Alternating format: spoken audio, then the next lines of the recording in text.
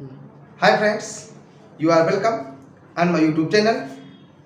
Today we shall learn how to combine two or more than two sentences into a compound sentence. कल आप लोगों ने सीखा कल की वीडियोज में कि किस प्रकार से दो या दो से अधिक सेंटेंसेस को एक कंपाउंड सेंटेंस में परिवर्तित करते हैं। तो परिवर्तन करते समय आपको बताया गया था कोऑर्डिनेटिंग कंजक्शन का प्रयोग किया जाता है। कोऑर्डिनेटिंग कंजक्शन आपको 5 प्रकार के बताए गए थे, जिसमें से कुछ का प्रयोग बता दिया गया था, कुछ का शेष था जो बताया गया था कि अगले वीडियो में बताया जाएगा। तो आइए देखते हैं किस प्रकार से हम अगले कंजक्शन का प्रयोग करके कंपाउंड सेंटेंस बनाते हैं।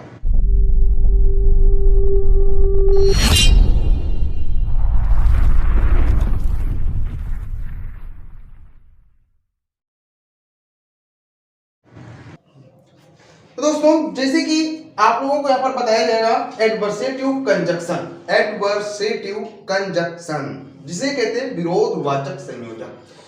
जब दो फैक्ट्स आर स्टेटमेंट में विरोध का भाव हो, जहां पर कंट्रास्ट का भाव उत्पन्न हो रहा हो, वहां पर हम एडवर्सेटिव कंजक्शन का प्रयोग करके दोनों सेंटेंसेज को जोड़कर एक कंपाउंड सेंटेंस में बनाते हैं या उसे चेंज करते हैं।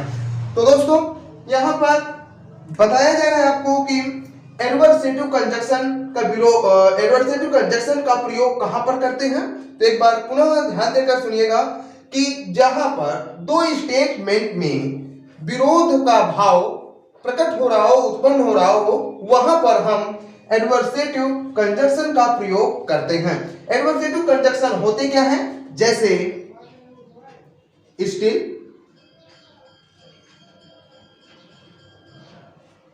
Nevertheless,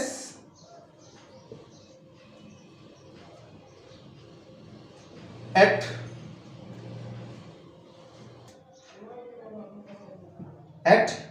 however.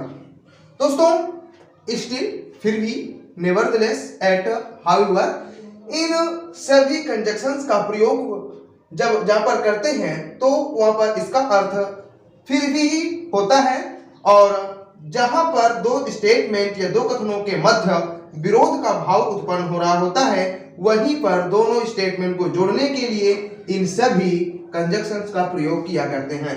ये कंजक्शन एडवर्सेटिव कंजक्शन कहलाते हैं। क्यों? क्योंकि यह विरोध सूचक होते हैं। तो फॉर एग्जाम्पल यहां पर देख लेते हैं कि किस प्रकार से इनका प्रयोग हम दो सेंटेंसेस को जोड़ने के लिए करते हैं। तो दोस्तों, he is poor, he is happy. सबसे पहले हमें यहां पर देखना है कि दोनों सेंटेंसेस के सब्जेक्ट एक ही हैं। जो व्यक्ति गरीब है वही खुश है। अब यहां पर किस कंजक्शन का प्रयोग करते हैं ये देखना है। सबसे पहली बात यहां पर बता दिया जाए कि यहां पर इन दो सेंटेंसेस को जोड़ने के लिए, कंबाइन करने के लिए इन कंजक्शन में से किसी का प्रयोग किया जाएगा कि नहीं किया जाएगा, क्योंकि इन कंजक्शन का प्रयोग विरोध या कंट्रास्ट का भाव व्यक्त करने के लिए किया जाता है। इस प्रकार से तो इन सेंटेंसेस में कंट्रास्ट उत्पन्न हो रहा है या नहीं हो पा रहा है, तो आप लोगों को देखना यह है कि ही इज पुअर, वह गरीब है, ही इज हैप्पी, वह खुश है। तो दोस्तों, जो व्यक्ति गरीब होता है वह फिलहाल खुशी बहुत कम मिलेगा, परंतु यहां पर वह गरीब होते हुए भी खुश है। अर्थात दोनों वाक्यों के कथन में जो स्टेटमेंट दिए हुए हैं यहां पर विरोध का भाव उत्पन्न हो रहा है। गरीब होते हुए भी वह खुश है। इस प्रकार से हम इसे कंबाइन करेंगे, ही इज पुअर। अब दो सेंटेंसेस को जोड़ने के लिए कंजक्शन का प्रयोग करेंगे, तो चाहे स्टिल का प्रयोग कर दो या एट का प्रयोग कर दो, दो में से एक का प्रयोग हम कर सकते हैं यहां पर एट या स्टिल। दो में से एक का प्रयोग हमें कर देना है। इस प्रकार से वह गरीब है फिर भी खुश है। अब यहां पर दोस्तों हमने इस सब्जेक्ट को हटा दिया। क्यों? क्योंकि ये एक सेंटेंस बना और इसके लिए जो है हम यहां पर इसका सब्जेक्ट ऑलरेडी ये दिया हुआ है, इसलिए दोबारा इसी सब्जेक्ट को लिखना उचित नहीं होगा यहाँ पर। इस प्रकार से एक ही सब्जेक्ट को रखते हुए कंजक्शन को लगा करके अन्य शब्द जो आगे लिखे हुए हैं उस सेंटेंस के उसे लिख देते हैं। इस प्रकार से ये हमारा एक कंपाउंड सेंटेंस बन गया। यहाँ पर दोस्तों हम यहाँ पर बट का भी प्रयोग करके इसको चेंज कर सकते हैं। ऐसे हो सकता है ये he is poor but happy. इस प्रकार से यह एक कंजक्शन जो है ये भी विरोध का भाव यहाँ पर व्यक्त कर रहा है। तो दोस्तों यहाँ पर आप लोगों को विशेष तौर पर ध्यान देने योग्य बात यही रखना है कि जिन वाक्यों में कंट्रास्ट हो, विरोध हो, उन्हीं वाक्यों में हमें इन कंजक्शंस का प्रयोग करना है। दूसरा सेंटेंस जो दिया हुआ है उदाहरण के तौर पर, तो यहाँ पर इसे देख लेते हैं कि he failed, he continued study, वह असफल हो गया, फेल हो गया, फिर भी वह लगातार पढ़ाई करता रहा, अपनी पढ़ाई अपना अध्ययन जारी रखा। इस प्रकार से जो व्यक्ति फेल हो जाता है तो बहुत कम वो अपना अध्ययन आगे बढ़ाता है, परंतु जो यहाँ पर फेल होने के बावजूद भी वह अपना अध्ययन को रोका नहीं, जारी रखा उसे। इस प्रकार से यहाँ पर दोनों कथनों में जो है विरोध का भाव व्यक्त किया जा रहा है। इस प्रकार से हम इन दो स्टेटमेंट्स को जोड़ने के लिए, एक कंपाउंड सेंटेंस बनाने के लिए नेवरदलेस कंजक्शंस का प्रयोग करेंगे। ये हो जाएगा he failed,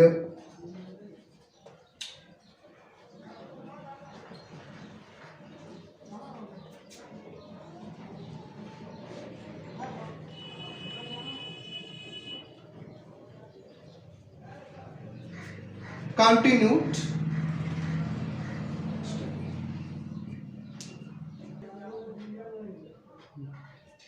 he failed nevertheless continued study।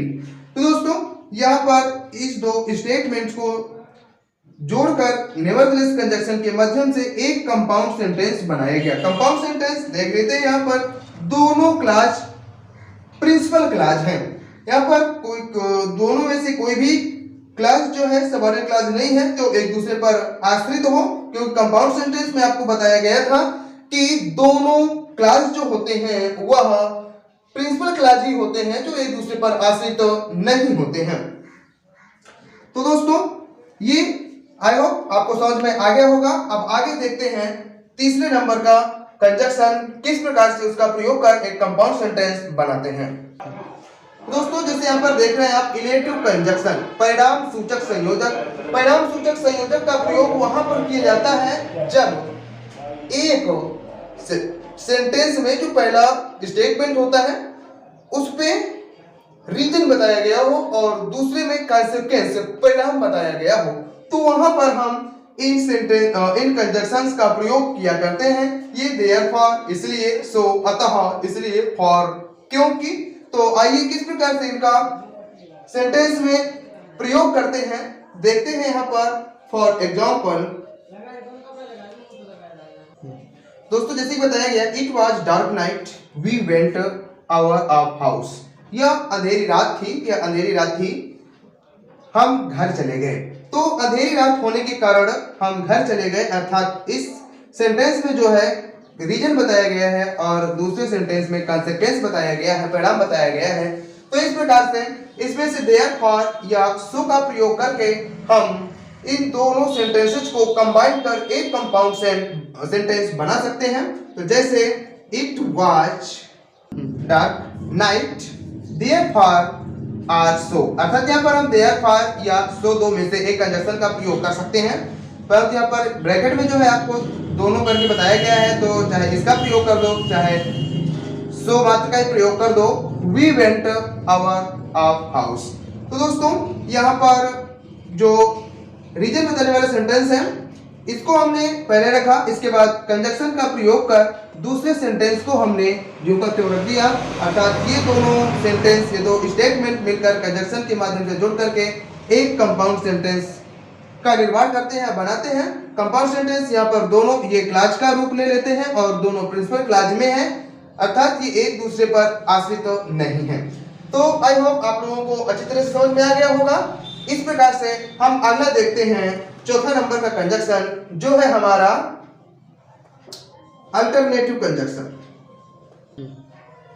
तो अल्टरनेटिव कंजक्शन जो होता है हमारा विकल्प सूचक संयोजन, इसमें दो कथन होते हैं, दोनों कथनों में से विकल्प होता है जो जिसमें से किसी एक विकल्प को चूज किया जाता है, और यह विकल्प सूचक जो संयोजक होते हैं हमारे ये आर या अन्यथा इधर और या तो, नीदर नॉर, इसे आइदर और इसे नाइदर भी पढ़ा जाता है। तो नाइदर या नेदर नॉर, ना तो, ये हमारा पॉजिटिव है और ये हमारा निगेटिव है। अदरवाइज अन्यथा आदि जो कंजक्शन होते हैं, तो यह जो होते हैं हमारे विकल्प सूचक संयोजक होते हैं। तो किस प्रकार से इनका एक सेंटेंस में हम प्रयोग करते हैं, तो जैसे यहाँ पर दो सेंटेंस दिए हुए हैं, hurry up, you will miss the train, जल्दी करो, you will miss the train, तुम ट्रेन चूक जाओगे या उसे मिस कर दोगे। तो इस प्रकार से या तो जल्दी करो या तो फिर ट्रेन छूट जाएगी। तो इस प्रकार से दोस्तों हम यहाँ पर देखते हैं जो विकल्प यहाँ पर चूज करने के लिए बताया जा रहा है, तो इसको कंबाइन करेंगे, ये otherwise you will miss the train. अब यहाँ पर दोस्तों ये अदरवाइज कंजक्शंस का प्रयोग किया गया है क्योंकि पहला सेंटेंस और दूसरा सेंटेंस जो ऊपर बताए गए हैं यहाँ पर ये क्लॉज का रूप ले लेते हैं, तो दोनों में विकल्प बताया गया है। तो इस प्रकार से यह हमारा अल्टरनेटिव कंजक्शन है जिसको जोड़कर हम इन दोनों सेंटेंसेज को एक बड़े से कंपाउंड सेंटेंस के रूप में चेंज कर देते हैं। एक उदाहरण और देख लीजिए, जैसे कि आपको बताया गया यहाँ पर, इस सेंटेंस को हम दूसरे प्रकार से भी चेंज कर सकते हैं या दूसरे कंजक्शन का प्रयोग कर इसे एक कंपाउंड सेंटेंस बना सकते हैं, जैसे ईदर हरी अप, या जल्दी करो, और you will miss the train, या तो ट्रेन मिस कर दोगे। इस प्रकार से इस कंजक्शन का प्रयोग करके भी हम इसे कंपाउंड सेंटेंस बना सकते हैं। दूसरा सेंटेंस दिया हुआ है दूसरा एग्जांपल के रूप में, डू नॉट डू दिस, यह मत करो, डू नॉट डू दैट, वह मत करो। तो आपको बताया गया था कि यह नेगेटिव सेंटेंस है, तो नेगेटिव सेंस में जो है ये वाला कंजक्शन हमारा प्रयोग किया जाता है। तो इस प्रकार से नेदर नॉर का प्रयोग करके इन दो सेंटेंसेस को कंबाइन कर एक कंपाउंड सेंटेंस बनाएंगे। जैसे कह दिया जाए, देखिए कंबाइन जब किया हमने, neither do this not do that, ना यह करो ना तो वह करो, इन दो सेंटेंसेस में भी विकल्प बताया गया है। इस प्रकार से यहाँ पर भी अल्टरनेटिव कंजक्शन का प्रयोग करके एक कंपाउंड सेंटेंस बनाया गया है। आई होप आप लोगों को समझ में आ गया होगा। आइए अब देखते हैं जो लास्ट और अंतिम कंजक्शन है जो आपको बताया जाएगा यहाँ पर। तो दोस्तों, relative pronoun or relative adverbs in continuative sense, अर्थात तो रिलेटिव प्रोनाउन या रिलेटिव एडवर्ब्स का प्रयोग करके किस प्रकार से हम दो या दो से अधिक सेंटेंसेस को कंबाइन कर एक कंपाउंड सेंटेंस में चेंज करते हैं। तो दोस्तों ये देख लेते हैं, आप लोगों को पार्ट ऑफ स्पीच में यह चीज बताई ही गई होगी कि रिलेटिव प्रोनाउन या रिलेटिव एडवर्ब्स क्या होते हैं। तो यहाँ पर जैसे कि आपको बताया जा रहा है, रिलेटिव प्रोनाउन कंजक्शन के रूप में जब हु का प्रयोग किया जाता है तो हु के स्थान पर हम and he, and she, and they का भी प्रयोग कर सकते हैं। यदि रिलेटिव प्रोनाउन व्हिच का प्रयोग करना पड़े तो उसके स्थान पर एंड इट का भी प्रयोग हम कर सकते हैं। अगर रिलेटिव एडवर्ब्स की बात आती है तो रिलेटिव एडवर्ब्स जब कंजक्शन के रूप में वेयर या व्हेन का प्रयोग करना पड़े तो इनके स्थान पर, जैसे वेयर है तो वेयर के स्थान पर एंड देयर का प्रयोग कर सकते हैं, व्हेन के स्थान पर एंड देन का प्रयोग कर सकते हैं। तो दोस्तों अब यहाँ पर जब वो इनका प्रयोग कहां पर किया जाता है ये जानना अति आवश्यक है। तो दोस्तों आपको जैसे बता दिया जाए कि जो दो स्टेटमेंट दिए हुए होते हैं और दोनों में से किसी न किसी प्रकार से संबंध बताया गया होता है, तो संबंध बताने के लिए इन कंजक्शंस का प्रयोग कर एक कंपाउंड सेंटेंस बनाया जाता है। तो संबंध कैसा होता है आइए उदाहरण में देखते हैं। फॉर एग्जांपल, तो दोस्तों जैसे कि यहाँ पर एग्जांपल्स के रूप में दो सेंटेंस दिए हुए हैं, I met my brother he give me a book. तो यहाँ पर इन दोनों सेंटेंसेस में रिलेशन क्या है? तो I met my brother he give me a book, मैं अपने भाई से मिला, उसने मुझे एक किताब दी। अर्थात मैं अपने भाई से मिला, उसने मुझे एक किताब दी। तो मेरे भाई से और उस किताब से संबंध यहाँ पर बताया गया है। किताब किसने दी? उसके भाई ने दी। अर्थात उसका और किताब देने वाला जो उसका भाई है, उसका संबंध बताया गया है यहाँ पर। तो इस प्रकार से हु का प्रयोग करेंगे। हु जो सजीव प्राणी के साथ प्रयोग किया जाता है, लिविंग थिंग्स के साथ, तो हु का प्रयोग करेंगे। तो हु के स्थान पर हम एंड ही का भी प्रयोग कर सकते हैं। एंड सी या एंड दे का प्रयोग नहीं करेंगे, क्योंकि यह फेमिनिन जेंडर है और यह प्लूरल नंबर है। तो इस प्रकार से यहाँ पर मैस्कुलिन जेंडर सिंगुलर नंबर की बात की गई है, जो माय ब्रदर है। इस प्रकार से हम यहाँ पर एंड ही का ही प्रयोग करेंगे, या हु का कर दें, चाहे एंड ही का प्रयोग कर के हम इन दोनों सेंटेंसेस को कंबाइन कर एक कंपाउंड सेंटेंस बना देते हैं। I met my brother who gave me a book. तो दोस्तों, जो यहाँ पर हु का प्रयोग किया गया है, तो इसके स्थान पर हम एंड ही का भी प्रयोग कर सकते हैं। जैसे I met my brother and he gave me a book, मैं अपने भाई से मिला और उसने मुझे एक किताब दी। या I met my brother who gave me a book, मैं अपने भाई से मिला जिसने मुझे एक किताब दी।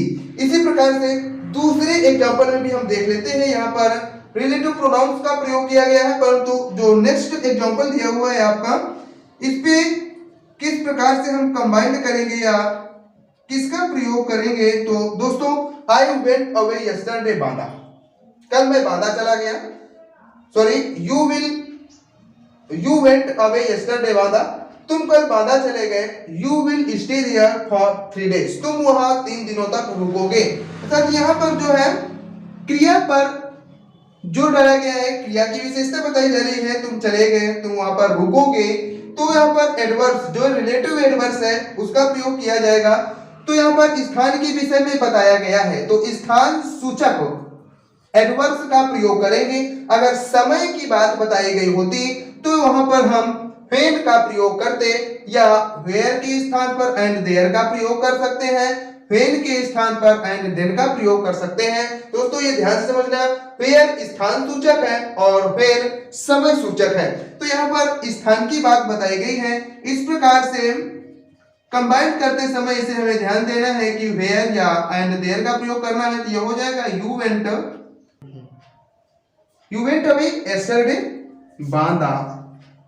वेयर कंजक्शन के रूप में हमने यहाँ पर वेयर का प्रयोग किया। You will stay there for 3 days।